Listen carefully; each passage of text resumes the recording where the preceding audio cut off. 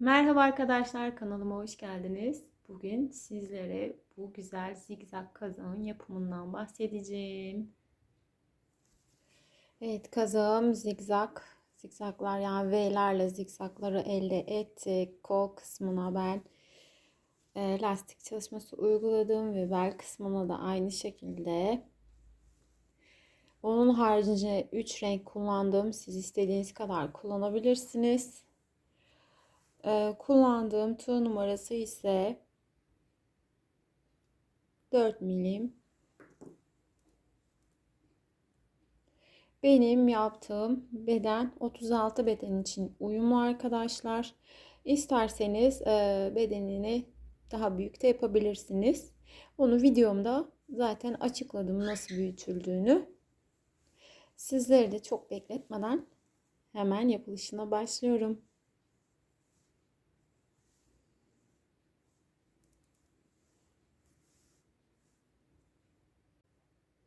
Evet, böyle 3 renk kullanacağım arkadaşlar. Siyah, kırmızı ve pembe. Alt tarafları siyah olacak. Kolları siyah olacak. Şu üst bölümü de kırmızı ve pembe ekleyeceğiz aralarına. Hemen başlayalım yapmak için. Bu arada kullandığım tığ numaram da 4 milim. Siz elinize göre ayarlarsanız daha iyi olur. Şimdi hemen başlayalım arkadaşlar. Şöyle önce bir başlangıç ilmeği yapıyorum. Üzerine tam 102 tane zincir çekeceğiz. Çok sıkı olmayan 102 zinciri çekelim arkadaşlar. 2 4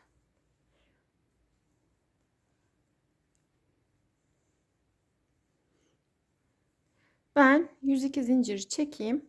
Sonunda buluşalım arkadaşlar. 102 zincirimi çektim. Şöyle hemen size göstereyim. Bu bizim yaka kısmımız olacak. Bu normalde bütün kafalarımız için uygun. Şimdi 102 zincirimizi birleştireceğiz arkadaşlar. Şöyle hemen tutuyorum.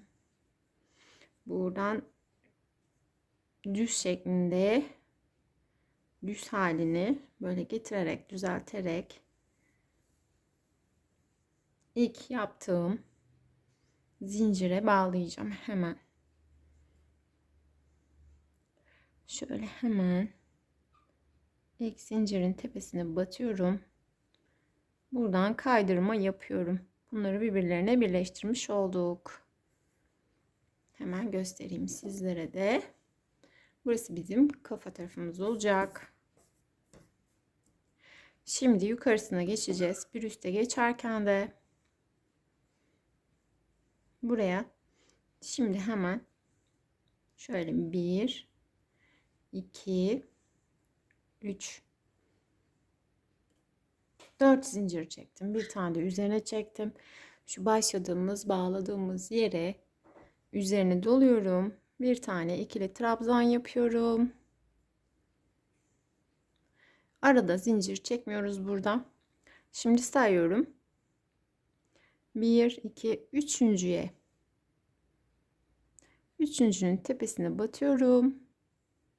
Buraya bir tane ikili trabzan, araya bir zincir, tekrar üzerine doladım ve aynı boşluğun içerisine batarak buraya bir tane daha ikili trabzan yaptım. Burada şimdi bir V oluşturmuş olduk. 2 tane V'miz oldu. Yine üzerine doluyorum, almıyorum, sayıyorum. 1 2 üçüncünün tepesine denk gelecek şekilde şuradan batıyorum. Buraya bir tane ikili trabzan, bir zincir ve tekrar aynı boşluğun içerisine batarak bir tane daha ikili trabzan yapıyorum. Burada şimdi toplamda 3 tane V'miz oldu. Biraz yakınlaştırayım, daha iyi olur, daha görmeniz için.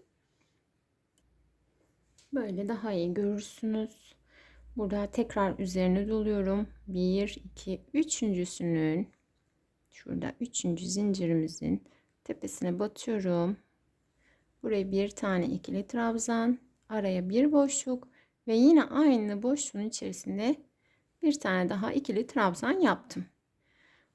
Bu sırayı olduğu gibi böyle V'ler yaparak buraya kadar geleceğiz. 2 tane arada boş zincir bırakıyoruz. Üçüncüsünün tepesine batıp V yapıyoruz arkadaşlar. Buraya kadar yapalım. Burada buluşalım arkadaşlar. Evet. Bütün halkamı tamamladım. Burayı da şöyle kaydırma yapacağız. Kaydırma yaparak buraya ekleyeceğiz bunu da. Şöyle sadece bir zincir yukarıda bırakıyorum arkadaşlar. Şöyle üçüncüsüne batıyorum. İçinden çıkartıp kaydırıyorum. Bunu buraya sabitlemiş olduk. Köşe kısmına geldik yani. Şimdi şöyle hemen size göstereyim. Bu formu. Yakamızın formu. Arkadaşlar şimdi köşelerini yapacağız. Köşelerini isterseniz bir işaretleyici kullanırsanız daha güzel olur. Evet, sizin için şöyle göstermek istiyorum. Ben iplerle bağladım. Bunlar bizim köşelerimiz. Bu ön tarafı, arka tarafı ve kol kısımları oluyor. Bunu hemen sayalım. Toplamda zaten baktığınız zaman tam 34 tane V'miz vardı. İlk başlangıç yerine ben bittiğimiz yer buraya bir tane işaretledim. Sonrasında 1, 2, 3, 4, 5, 6, 7, 8, 9, 10 taneyi ortada bıraktım. 11.'yi işaretledim. Burada 5 tane V bıraktım arkadaşlar. 6.'yı işaretledim. Burada tekrar 10 tane V bıraktım. İkisinin arasında. Burada da 6.'yı işaretledim. Bu ikisinin arasında da 5 tane V bıraktım. Zaten başlangıç yerimize gelmiş olduk. Şimdi ben bu ipleri çıkartmayacağım. Bunlar bizim arttırma yerimiz olacak aynı zamanda.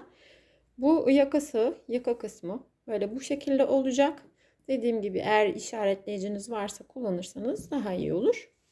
Şimdi bir üste çıkacağız. Ben kırmızı ile devam edeceğim arkadaşlar. Ama önce şu bizim köşemiz olan yere ben hemen içine batıyorum bunun direkt. Burada bir tane kaydırma yaptım. Bu köşemizin tam orta yerindeyim şu an. Şimdi artık kırmızı ipimizle devam edeceğiz. Ama siyah ipimi de ben kesmeyeceğim. Şimdi kırmızı ipimi hemen alıyorum. Kırmızı ipimi buna bağlıyorum arkadaşlar. Şöyle de biraz pay bıraktım arkada. Siyah ipimle de sıkıştırıyorum. Hemen 1, 2, 3, 4 zincir çektim. Bunu da buraya bağlayalım iyice sıkı sıkıya. Siyah ipimizi alttan yürütmeyeceğiz. Bu arkada kalacak. Şimdi zaten boşluğumuzun içerisindeyiz. Şimdi üzerine doladım. Aynı deliğin yani boşluğun içerisine battım. Buraya bir tane ikili trabzan yaptım arkadaşlar. Burada ikili trabzanımız oldu. Şimdi yine araya bir zincir çekiyorum. Yine aynı boşluğun içerisine bir tane daha ikili trabzan, yine araya bir boşluk ve yine bir ikili trabzan yaptım. Bu bizim köşemiz. Köşemiz olduğu için de burada tam 4 tane yani 2 tane V var. Aralarında da birer tane zincir var. Şimdi zincir çekmeden hemen devam edelim. Şimdi buradaki V'lere V yapıyoruz içlerine batarak. Bir, araya bir zincir. Yine aynı boşluğun içerisine buraya bir V'mizi oluşturduk. Yan taraftaki V'ye geçiyorum. Bunu ben köşeye kadar böyle yapayım arkadaşlar. Köşede buluşalım.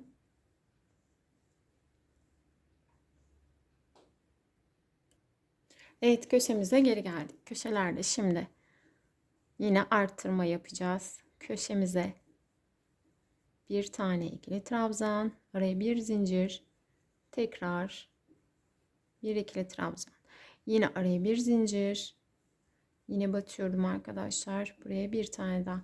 Yani toplamda aslında 2 görünümlü 3 V olmuş oluyor burada. Böyle.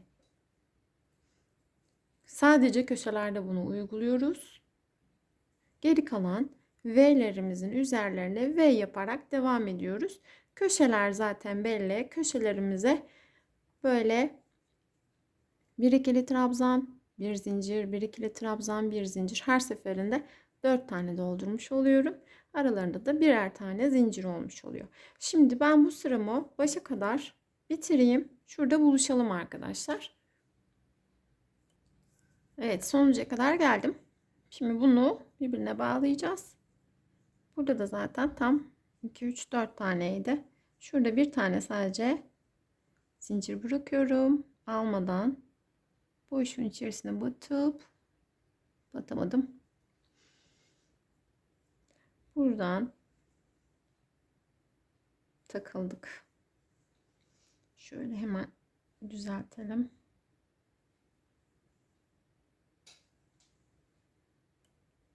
Evet, çok şükür.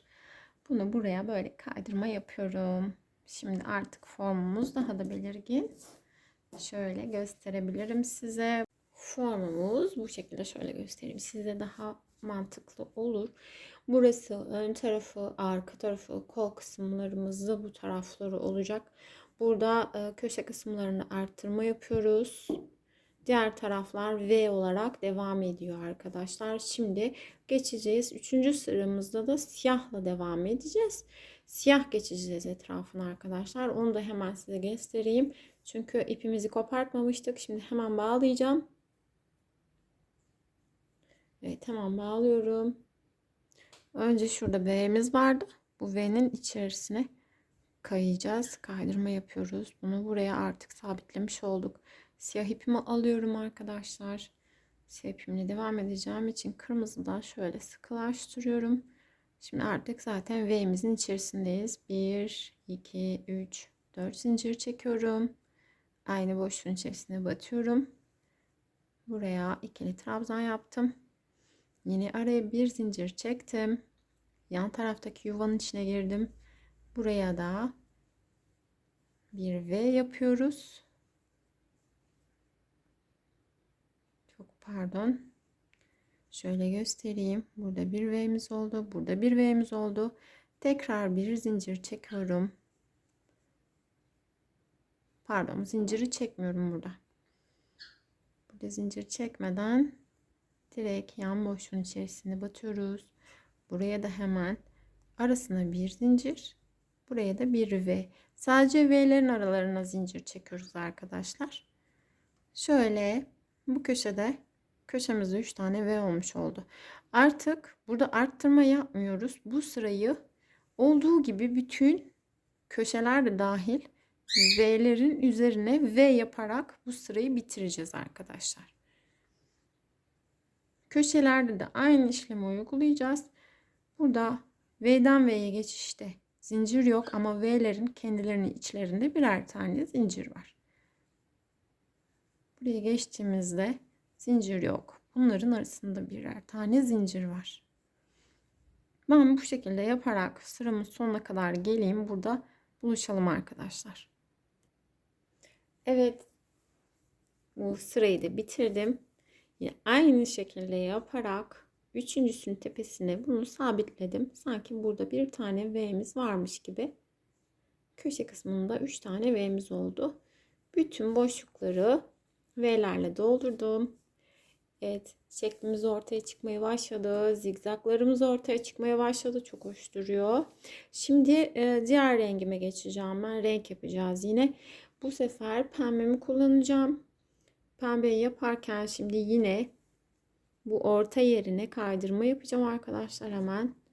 Sonrasında pembe ipimi bağlayıp renkli iplerde orasını da göstereyim. Ondan sonrasında zaten hep aynı. Yani kendi boyutunuza göre ona göre ayarlayacaksınız. Ama ben şurasını da göstereyim sizlere. Böyle daha iyi, daha net görünüyor. Bu şekilde ortaya çıkmaya başladı. Şimdi siyah ipimi alıyorum. Şimdi bu tam köşemizdeyiz. İpimiz de var zaten. Şimdi köşemizdeyiz. Buraya ilk önümüze gelen köşenin V'sine battım. Burada bunu buraya sabitlemiş oldum. Şimdi ipimi bırakıyorum. Pembe ipimi alıyorum arkadaşlar. Pembe ipimle devam edeceğim. Pembe ipimi şöyle geçiriyorum. Siyah ipimi de sıkıyorum. Şunu biraz bol bıraktım. Şöyle bir zincir çektim hemen üstüne. 2, 3, 4. 4 tane zincir çektik. Üzerine doladım. Aynı boşluğun içerisine battım. Buraya bir tane V yapmış oldum. Şimdi ortadaki, yani tam bunun şurasına buraya doluyorum üzerine. V'mizin üzerine battım. Pardon, göbeğine. Buraya bir tane ikili trabzan, araya bir zincir.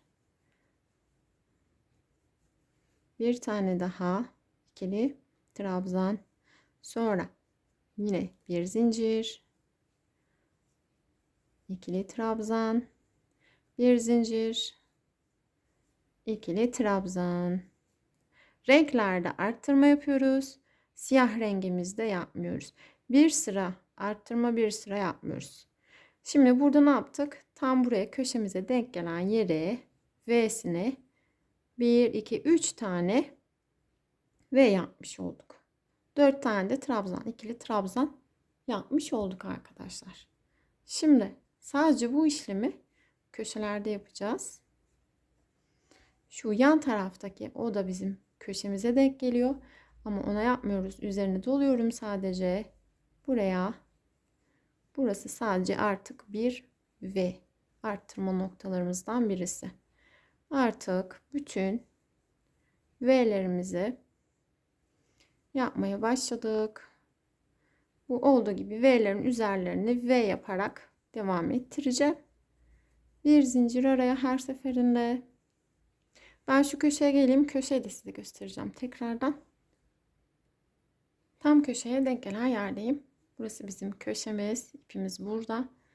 Ve şu tam orta yerdeki bizim tam köşemize denk geliyor. Şimdi burada yine aynı şekilde ilkini yaptım. Şu orta yerdekini, yani ikincisini dolduruyoruz arkadaşlar. Bir, araya bir zincir. Tekrar ikili trabzan. Yine bir zincir. Yine ikili trabzan. Yine bir zincir. Yani buraya aslında 1, 2, 3, 4 tane aralarında birer zincir olan ikili trabzanlar yapıyoruz. Tam köşesine denk gelen yere. Sonrası bildiğiniz gibi hep V yaparak, V'lerin üstlerine V yaparak gidiyoruz. Sadece şu köşeler önemli. Şu köşelerde de zaten arttırmayı biliyorsunuz. Siyah renklerde V'leri, yani V'lere V olarak yapıyoruz. Renkli olan yerlerde ise tam buraya işareti gelen yere tam 4 tane ikili trabzan yapıp aralarına birer tane zincir çekiyoruz. Bu şekilde istediğiniz kadar büyütebilirsiniz. Ben bu sıramı da bitireyim. Şuraya geleyim. Ondan sonrası zaten siyah diye devam edecek. Sonra kırmızı diye devam edecek. Yine siyah, böyle böyle devam edecek arkadaşlar. Siz istediğiniz renkte yapabilirsiniz. Zigzaglarımız ortaya çıkmaya başladı. Evet arkadaşlar, ben pembe olan kısmını da bitirdim.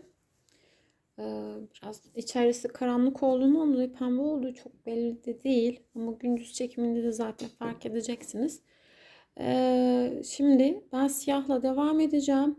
Siyah yaparken arttırma yapmıyoruz. Sadece bütün V'leri V olarak dolduruyoruz. Renkli kısımlarında sadece şuraya, yani tam orta yerine gelen kısma 4 tane yapıyoruz. Sonrasında bunu istediğiniz büyüklükte, yani istediğiniz bedeninize uygun bir şekilde yaparsanız iyi olur. Hani kafanızdan geçirdiğiniz zaman böyle koltuk altlarında şu kısımları şöyle göstereyim hemen. Bluzumuzun, yani kazağımızın şekli böyle olacak arkadaşlar. Belirginleşmeye başladı bile şimdiden. Bu iki kısmını ölçtüğün zaman koltuk altında şuraları kol kısmı oluyor. Bu koltuk altında sizi germemesi gerekiyor. Yani tam denk geldiği zaman istediğiniz büyüklükte, isterseniz biraz daha salaş da yapabilirsiniz. O zaman biraz daha fazla örmüş olursunuz.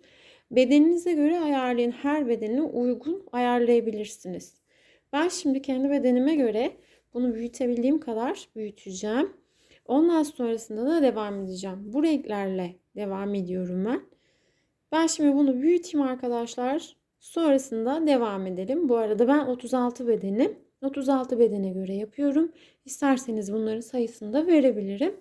Ama dediğim gibi ikiye katladığınız zaman şu kısımları koltuk altınıza denk geliyorsa, yani birleşiyorsa şu kısımları, o zaman sizin bedeninize göre uygun olmuş demektir.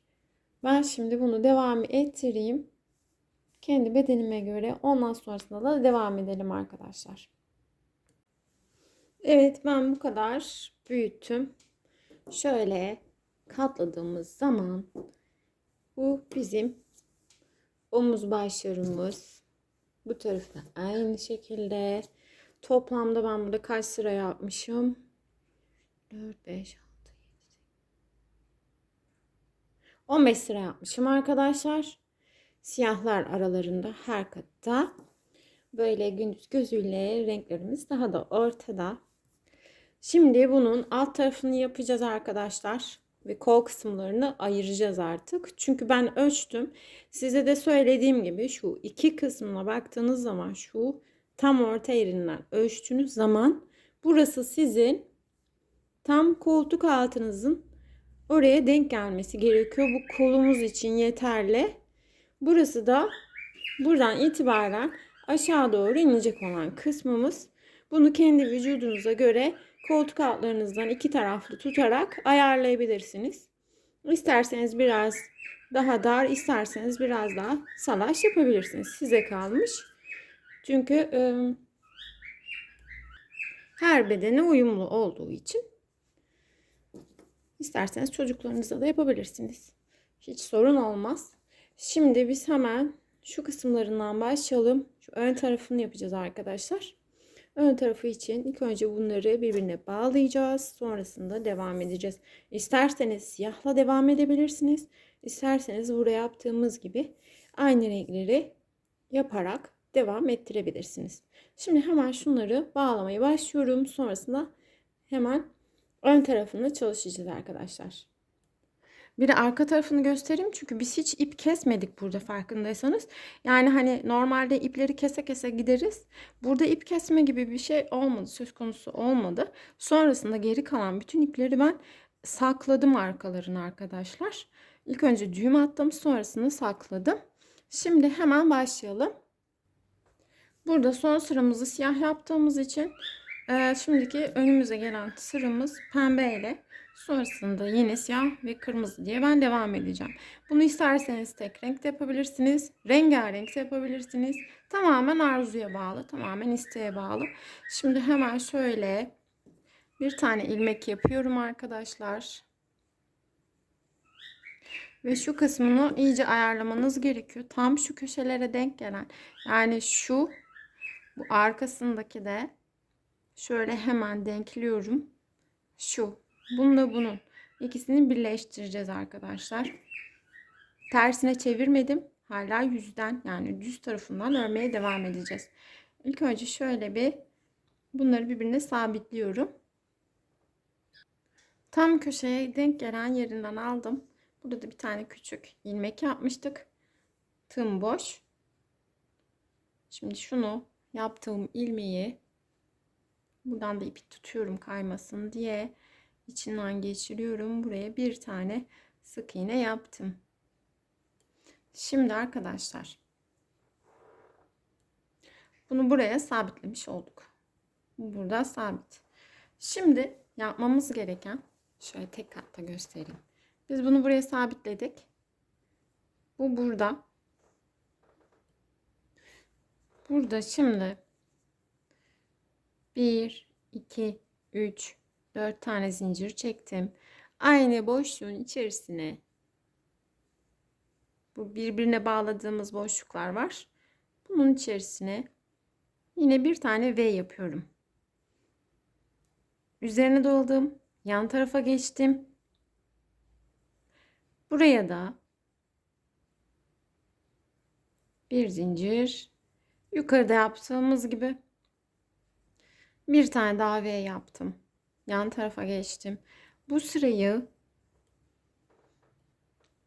olduğu gibi komple şuraya gelene kadar, tam köşemize gelene kadar V'lerle dolduracağız arkadaşlar. Sonra bunların ikisini birbirine bağlayacağız.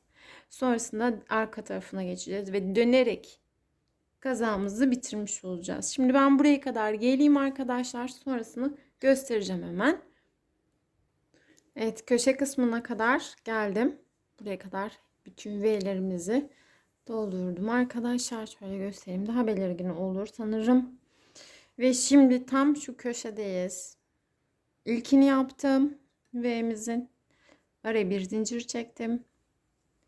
Tekrar diğer tarafını yaptım. Şimdi iki tane, yani bir tane V'miz tam köşeye denk gelmiş oluyor. Şimdi bu kısmıyla bunu birleştireceğiz. Buradaki köşemiz ise tam şurası. Direkt köşemin içerisine batıyorum arkadaşlar. Buradan ipimi geçirip bunu birbirine bağlıyorum. Bir tane zincir çektim üzerine. Üzerine alıyorum. Buraya da bir tane V'mi yapmış oldum. Burası bu şekilde oldu. Şimdi bunları birleştirdiğimize göre bunu devam ettiriyoruz arkadaşlar. Artık bundan sonrası V'lerimizi yapmakla devam etmekle geçecek.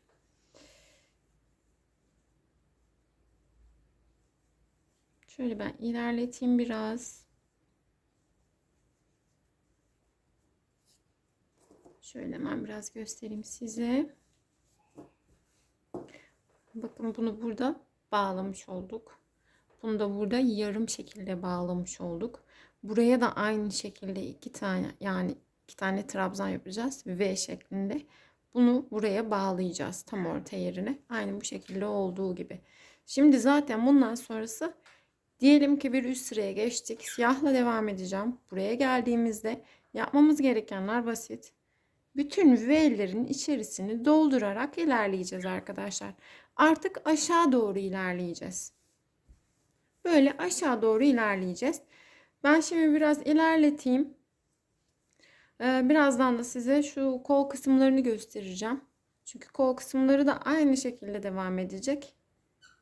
Burada gördüğümüz gibi bütün V'lerimizin içlerini doldura doldura devam ettireceğiz. Ama burada tam koltuk altımıza gelen yerde orada kalacağız. Çünkü bütün V'lerimizi doldurduktan sonra bu V'lerimiz biraz ters tarafa doğru, şu tarafa doğru, aşağıya doğru gidiyor. Gördüğünüz gibi zaten. Biz buraya kadar V'mizi yapacağız. Sonrasında tam şu orta yerine bir tane V yapacağız. Sonrasında buraya atlayacağız. Göstereceğim onu da birazdan. Ben şimdi biraz ilerleteyim sıramı. Bakın tam bittiği noktaya geldim. Yani bizim ilk birleştirdiğimiz yer. Son V'mizin içerisine de bir tane V yaptım. Bunu dolamıyorum. Altından alıyorum arkadaşlar. Kaydırma yapıyorum. Bunu buraya sabitlemiş oldum. Aynı diğer taraftaki gibi. Diğer köşemizdeki gibi. Şimdi ne yapıyorum? Hemen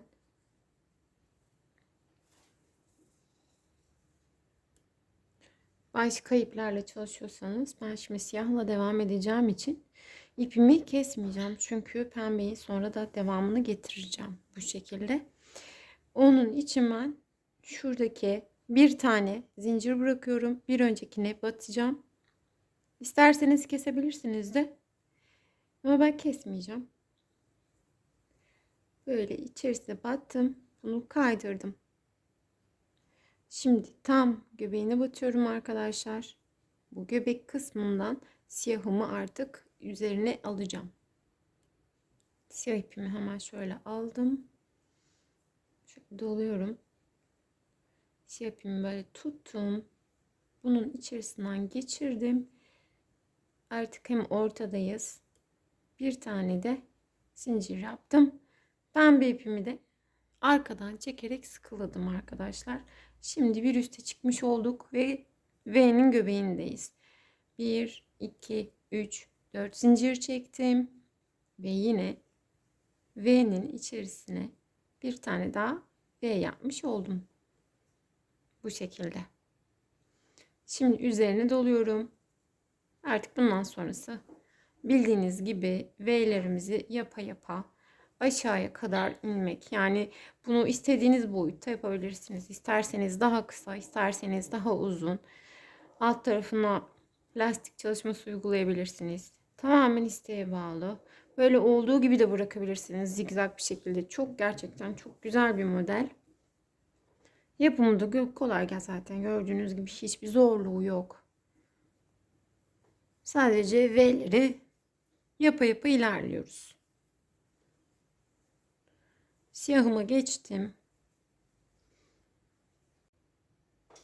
Arkadaşlar bunu isterseniz olduğu gibi şu kısmından itibaren simsiyah aşağıya indirebilirsiniz. Ya da bu renklere devam edip kol kısmını siyah yapabilirsiniz. Yani size kalmış diyeceğim. Çünkü gerçekten hani zevke bağlı diyelim. Çünkü bu şeylerin, renklerin, zigzaglarımız zaten gördüğünüz gibi gayet belirgin ve sanki siyahlar onun ortasındaymış gibi gidiyor. Yani siyahlar araya almış gibi gidiyor. Ayrı ayrı şerit halinde gidiyor. Eğer ki isterseniz bunlar devam etsin diye o zaman renklerinize devam edin ya da başka renklerle de yapabilirsiniz. Çünkü eğer siyah yaparsanız zigzaglarınız o kadar belirgin olmayacaktır. Burada olduğu kadar olmayacaktır en azından. Şimdi ben bunu devam ettireyim arkadaşlar. İplerimi de kesmeyeceğim. Yine siyahımla devam edeceğim. İkinci yani bundan sonraki sırada kırmızımla devam edeceğim. Yani buradakinin aynısını devam ettireceğim. Bu şekilde ben aşağıya doğru ilerleyeyim arkadaşlar. Sonra da kol kısmını yapmaya başlayacağız. Orada buluşalım. Arkadaşlar son sırama geldim. Bunu buraya bağlıyorum. Bu şekilde. Hemen şöyle göstereyim. Biraz geri aldım ki daha iyi görmeniz için. Kazağımız bu şekilde. Şu an benim belimden biraz daha aşağıda boyu. Ben bu kısmına lastik çalışması uygulayacağım arkadaşlar. Pembe de bitirdim. Şimdiki sıramız siyah. Siyahla da zaten şurasını şerit şeklinde lastik çalışmasını uygulayacağız. Sonrasında da kollarına geçeceğiz arkadaşlar. Hemen şu kısmından başlıyorum kaldığımız yerden. Hemen şöyle göstereyim. Pembe ipimizle bitirdik. Siyah ipimi alttan alıyorum. Bunu buradan geçirip pembe ipi sıkılıyorum arkadaşlar. Sonrasında şuradaki ortadaki V'mizin içerisine girip buraya kaydırma yapıyorum. Buraya 1, 2, 3 tane zincir çektim. Üzerini doladım. Bundan sonra bu boşlukları, önümüze gelen bütün boşlukları trabzan.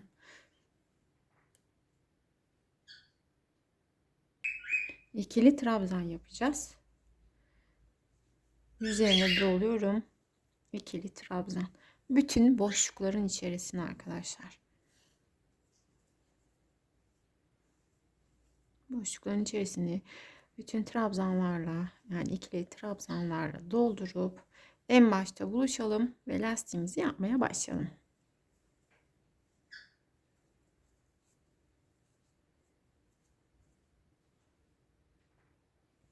Evet, sıramın sonuna kadar geldim. Şöyle göstereyim hemencik.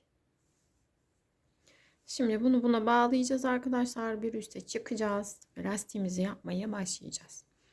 Şunu buraya da yapmıştık zaten. Sonuncuya da yaptım ben. Şimdi bunu buraya bağlıyorum en tepesine. Buraya 1, 2, 3 zincir çektim. Üzerine doladım. Üstten ve alttan alarak yapacağız bunu. Şimdi bir tanesini alttan alıyorum. Şöyle yakından da göstereceğim size hemen. Bir üstten bir alttan diye ilerleyeceğiz. Şöyle biraz yakınlaştırayım.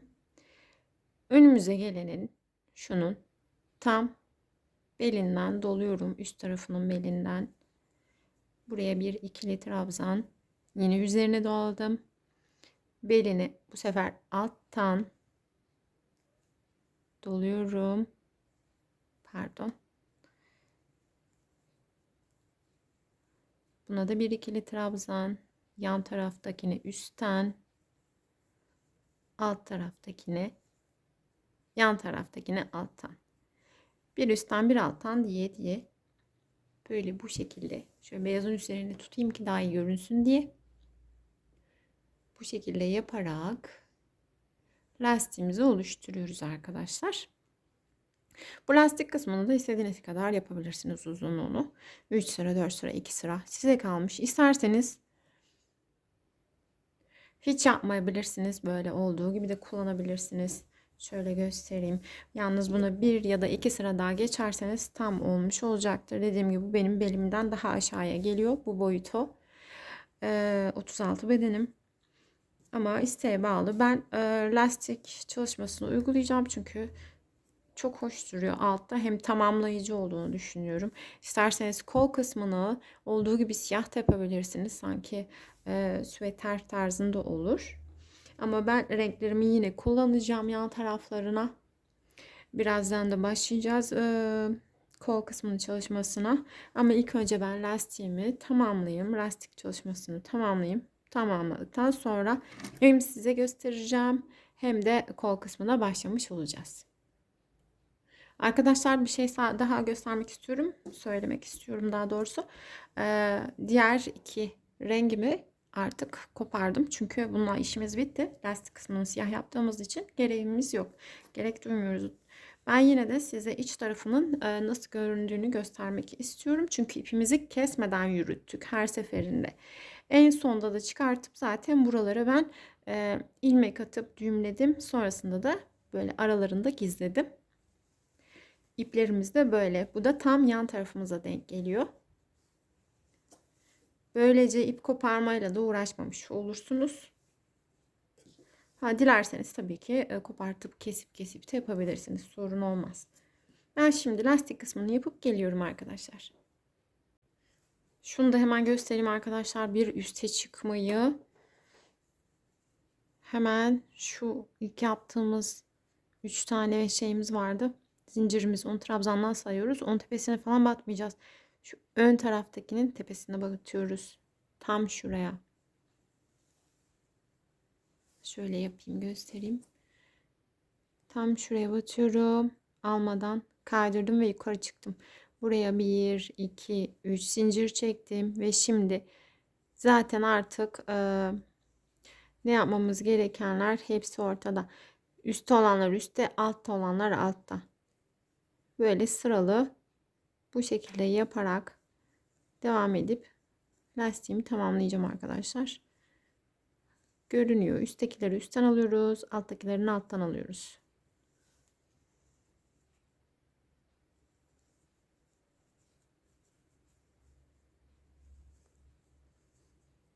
Ben şimdi sıramı bu şekilde tamamlayayım. Lastik kısmını da bitirelim. Evet. Kazağımın alt tarafının lastiğini bitirdim. Çok belli olmuyor ışıktan dolayı. Hava kararmak üzere. Bu arada ben diğer koluna da başladım. Böyle bu şekilde arkadaşlar. Uç kısmına yine lastik çalışmasını uyguladım. Şöyle iki katlayıp göstereyim sizlere.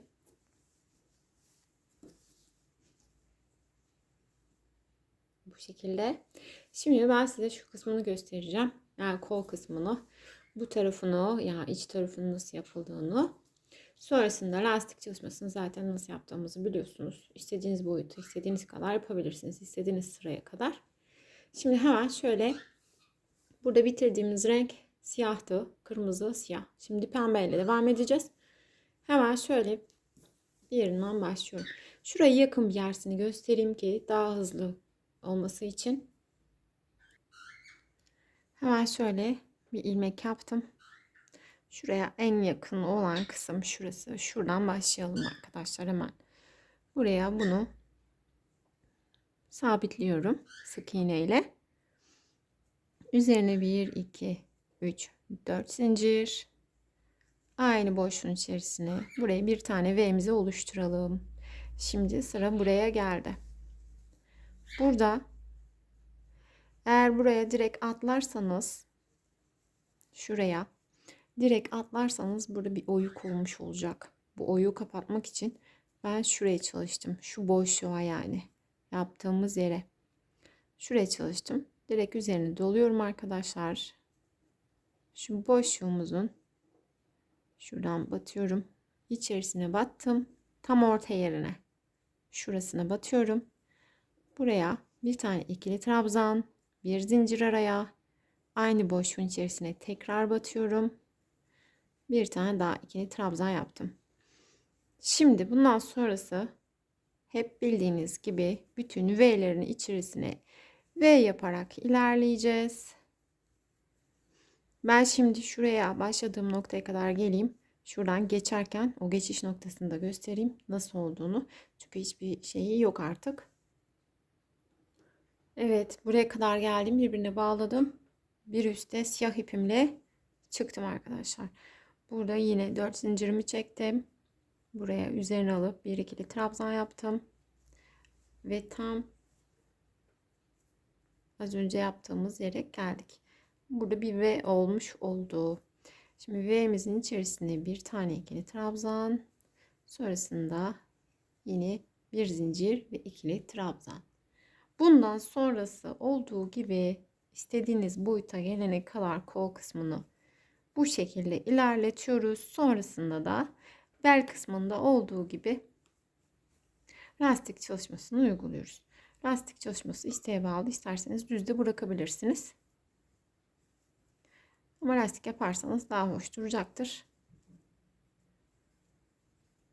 Ben şimdi kazağımı olduğu gibi bitireyim.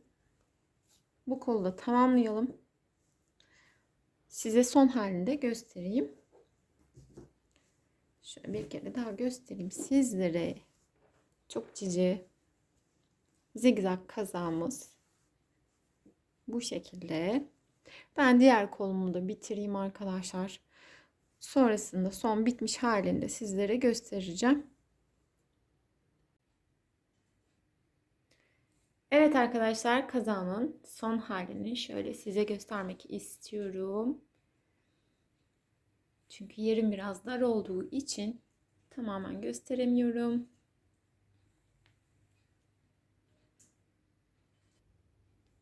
Burada da biraz yakından göstereyim. Kazağımın son hali, zigzag kazağımız bitti arkadaşlar. Buralarına lastik çalışmasını uyguladık, kollarına ve bel kısmına. Toplamda 2 tane siyah 100 gramdan yumak kullandım. Bir tane pembeden kullandım. Bir tane de kırmızıdan kullandım arkadaşlar. Ve kazağım bu şekilde çok şirin, çok cici bir kazak oldu.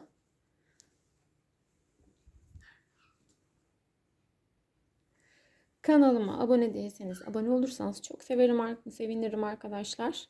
Sormak istediğiniz sorular olursa yorum kısmına yazabilirsiniz. Mutlaka dönüş yaparım. Kazağımız bu şekilde. Yapacak olanlara kolay gelsin. İnşallah sizin için de faydalı bir video olmuştur. Başka bir videoda görüşmek üzere. Hoşça kalın.